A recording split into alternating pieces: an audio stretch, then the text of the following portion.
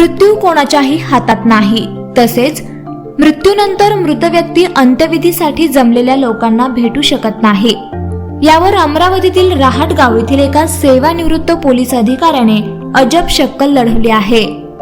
सेवानिवृत्त पोलीस उपनिरीक्षक सुखदेव डबरासे यांनी नातेवाईक आणि मित्रांना चक्क निमंत्रण पत्रिका वाटत जिवंतपणी स्वतःच्या 13व्याचा कार्यक्रम घातला आहे। माझी भावना एवढीच होती की मी पोलीस डिपार्टमेंटला 35 वर्ष 2 महिने 20 दिवस नोकरी केलेली आहे आणि माझ्या डिपार्टमेंटला काही माझे सहकारी, माझे मित्रमंडळी माझ्यासोबत नोकरी केलेले ते पण रिटायर झाले।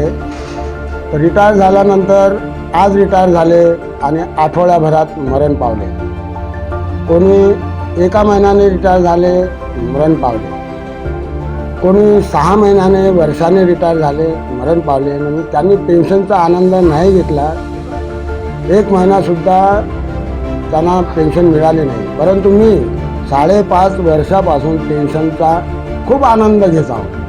त्या कारणामुळे मी तो विचार केला की मला एक गेट टुगेदर सारखा कार्यक्रम ठेवण्यापेक्षा यालाच गेट टुगेदर बनवून एक नाव देऊन द्यायचं की मरणापूर्वी 13वीचा कार्यक्रम। मी जिवंत आहो, हयातीच आहो आणि आनंदाने माझी मित्रमंडळी, आप्तेष्ट, दुरावलेले जे नातेवाईक असतील ते या कार्यक्रमामध्ये सहभागी होतील, हा माझा उद्देश।